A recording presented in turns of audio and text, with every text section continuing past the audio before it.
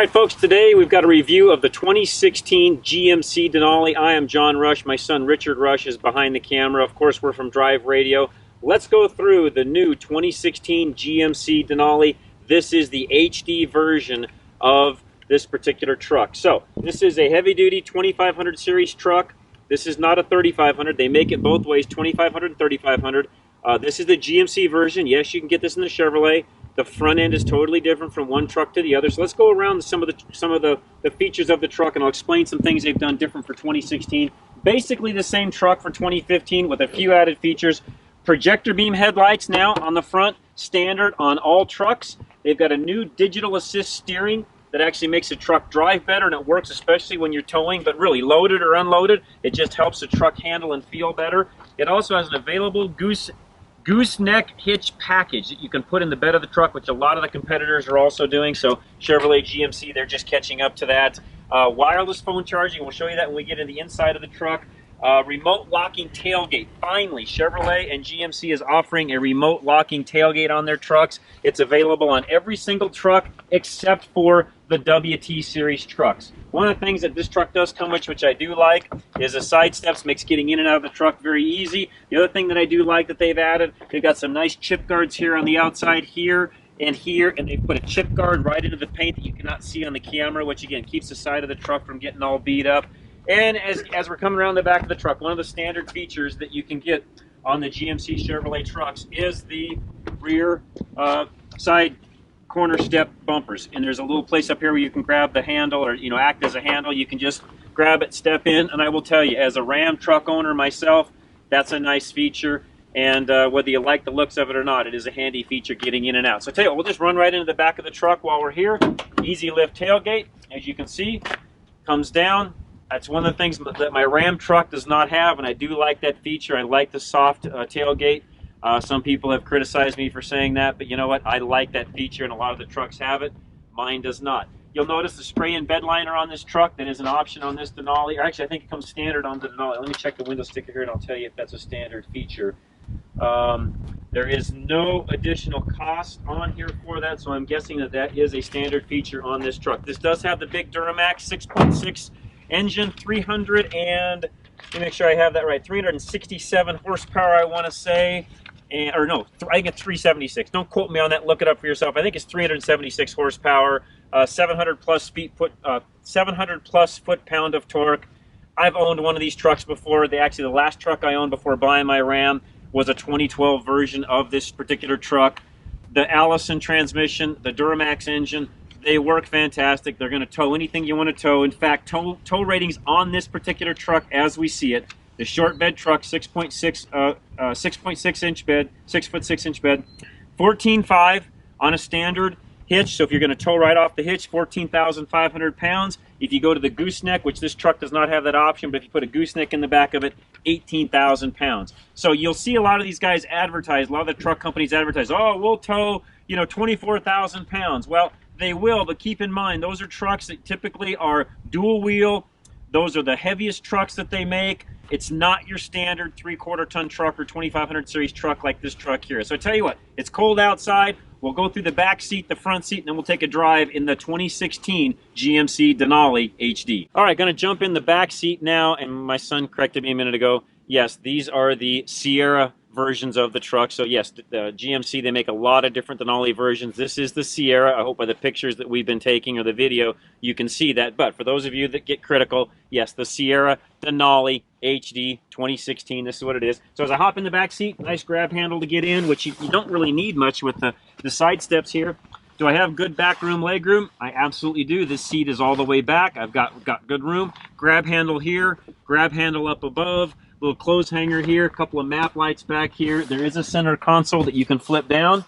There's not a lot to it. A couple of cup holders built into it. One thing that you'll notice, and Richard's showing you right now, there is a lack of, and this is sort of a criticism, a lack of heated seats back here in the back. So I have no heated seats for the passengers back here. There's one cheesy little power port back here. That's the extent of what you get. No vents, no ventilation, no nothing. There are some vents down below at your feet that do blow out, but there's nothing anywhere else to help the backseat passengers. So if you're somebody that really is wanting to make sure your backseat, passenger is comfortable as possible, I hate to say this, but that's why I bought a Ram truck, because the back seat is definitely a lot more comfortable than this. Is that a deal killer for me and a reason why I would not buy this truck? When I get in the opinion portion, I'll tell you why I bought a Ram versus this truck. Nothing against this truck. It works fantastic. Lots of leg room. The Duramax engine, again, I'll just keep reiterating that over and over again. It's in a class all by itself. It works fantastic. If you love the V8 power of a diesel, you'll love driving a Duramax. They work absolutely fantastic. Let's jump into the front seat. All right, folks, now we're in the front seat of the 2016 GMC Sierra Denali version HD truck. One thing I didn't point out along the outside, because it's cold and we wanted to get in as quickly as we could, the DEF tank. So for the diesel engine, the 6.6 Duramax diesel engine, one of the complaints I have on a Chevy, and I had it on a truck I owned, is they hang the DEF tank on the outside of the frame rail, and I absolutely hate that. One of the things that I do like about that, not that the DEF tank is on the outside of the tank, but I like the fact that the DEF, for a fleet operator like myself, I like the fact that the DEF tank, the fill-up is under the hood. Never going to mistake putting diesel fuel in the DEF tank, and trust me, take my word for it, it can happen. You can put diesel in a DEF tank if you've got somebody that either isn't paying attention, doesn't understand the system. It's an easy mistake to happen. Chevrolet and GMC have taken care of that, because you've got to pop the hood to put DEF into the tank. Now, I don't care where the tank is, but that aside, I like the fact that it fills up underneath the hood. So, interior-wise, as we get into the front seat here, I'm going to show you a few things. One of the things that Richard, my son, pointed out that this truck has that my Ram does not, you can operate the child safety locks. Whether that's a big deal on a truck like this or not, that's up to you, but you can operate that remotely. It does have power folding mirrors. It's got some nice lights in the mirror built in at night that light up. That's kind of a cool feature. Good storage throughout. I will say that. Double glove compartment over here, which a lot of the trucks have got. It's not quite as wide as what the Ram truck is that I own, but it's still ample. It's got ample room inside the console here. You can put file folders in, so they've got good room in here. A couple of other USB ports inside. And one thing I will say about this truck, it does not lack USB ports. There are plenty of them in here. There is a new, this is an accessory, there's a charging a pad, if you would, here. You have to buy an accessory for your phone. You set your phone on here and it automatically charges, which actually ends up being a cool place to set your phone. But one complaint I have, if you notice, I've got an iPhone Plus, the larger version. It does not fit in here flat, so I doubt if this truck would actually accommodate the wider phone and charging it.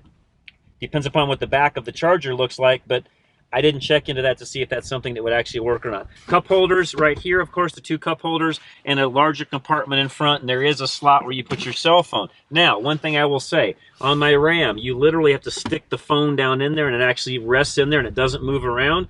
This is fine as long as all of your momentum is going, braking. In other words, if this momentum of the phone is going forward, that's fantastic. If you take off too quickly, though, guess what happens?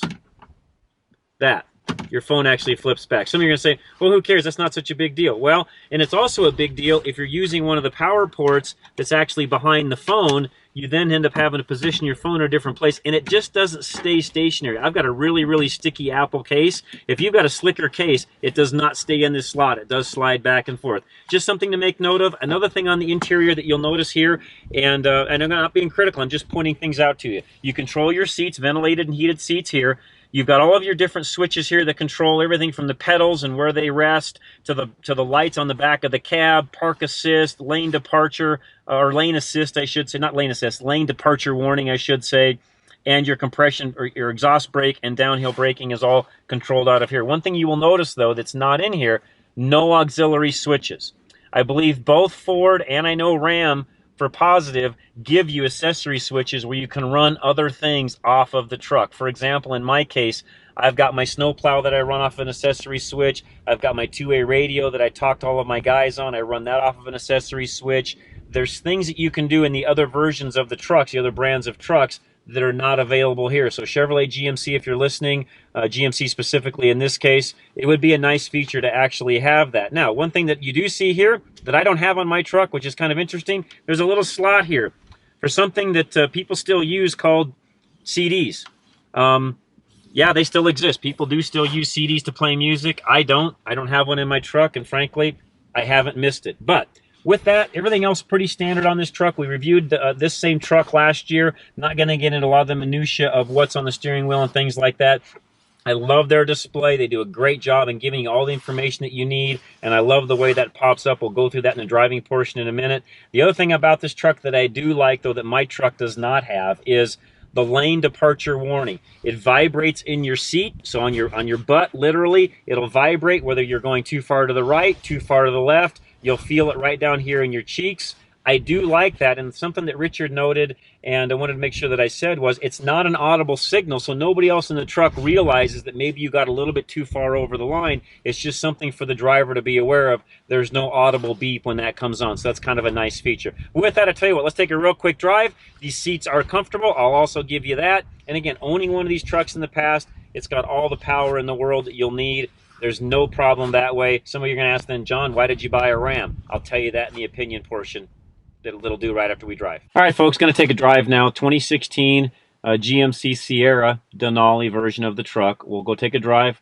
I'll give you my opinion as we're actually driving this particular truck. One of the things, I'm going to start with an opinion here real quick. One thing that I wish they'd change. Notice this has a key and a fob. My Ram does not. I have a fob only, push button start, so you still got to use the key in this particular truck. You put it in. One of the things that they've done on this truck that's pretty cool, the way they've got the engine operating or the way they've designed the engine with the glow plugs, it can be down to 20 below zero. You'll still get a 3-second start out of the truck. That's pretty cool. So not all other diesel trucks will do that. 3-second start, 20 below weather without plugging in. So as we back up, you can see the big 8-inch screen here, which again, I do like. They have 2 screens on this. A smaller 7-inch screen or the bigger 8-inch screen. This particular model, of course, comes with the 8-inch screen. It does have dynamic grid lines on it. So as I go to back up, you can see how close you are to the curb. Also helps you, you can see the trailer hitch. If you can see right here, you can see the trailer hitch right in the middle. So it does help you when you're guiding into a trailer receptacle, makes it easy to hook up a trailer. Dual zone climate control, as you can see here, which is another great feature that the truck has. Outside of that, let's take a drive. One thing I'm going to note as we're driving, this truck, extremely quiet. I thought my Ram was quiet.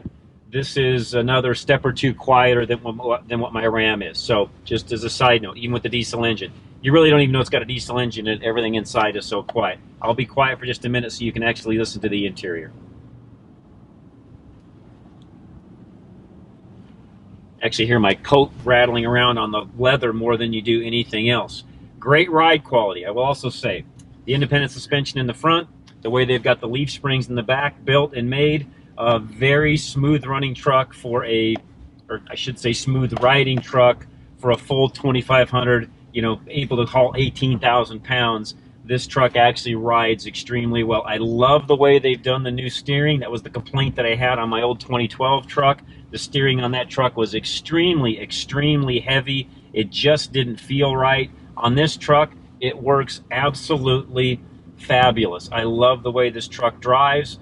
You really don't even know you're driving a truck. It's effortless when you actually turn the steering wheel. So it's one of the things that that you'll notice when you get in this truck if you've been in some of the previous generation trucks. So, what do I think of this truck?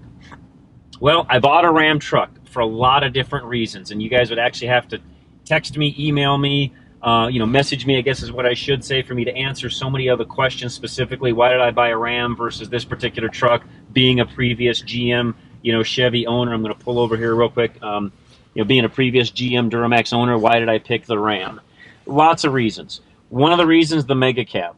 And I know Chevrolet GMC, you guys are not going to plan on building a mega cab. It's sort of a Ram thing. It's a low volume thing that they do, and I get that. But I tell you what, in my world, it works fantastic. And for somebody like me that plows snow, I bought a mega cab Ram, and I actually have a better turning radius than the truck I'm driving right now. So I'm driving a crew cab short box Chevy or GMC right now that has about 10 feet farther to turn a circle than my Ram actually has, and it's a mega cab short box truck. So that's just one of the reasons why I went that direction. There's various others. If you want to know more about that, message me and I'll tell you some of the main differences. Is this a great truck? Absolutely. We've got a full fleet of trucks. We own every brand out there, from Chevrolet to GMC to Ram to Ford. We own them all. We love them all. Each one has different idiosyncrasies. You're going to have to get out, figure out what works best for you. And I mean that sincerely. What works best for you? For example, off-the-line performance in this truck, this will beat my Ram truck all day long. From a dead stop, right off the line, This is way more power off the line than my Ram has. My Ram has to build up, spool up, takes a little bit to get going. Just two different approaches on how to haul a load. Each one has their own idiosyncrasies. You're going to have to get out, drive the trucks, determine what works best for you, and in this case, who's going to be in the back seat. If very few people are in the back seat, not a big deal. One thing we didn't show you that I should have, but I did it in the previous review of this truck, the seat that Richard's sitting on as he's filming, they do fold up. You got a flat floor underneath. I don't need to show you that. You can check that out at the dealership yourself because it's a really nice feature. I do like the flat floor underneath. But one thing you do give up, there's no storage compartments underneath there, so you have to figure out a way to keep your stuff from rolling around the back seat. Again, something for you to consider when you're out looking and shopping for these trucks. But check this truck out at your local GMC dealer. Tell them that John and Richard Rush from Drive Radio sent you.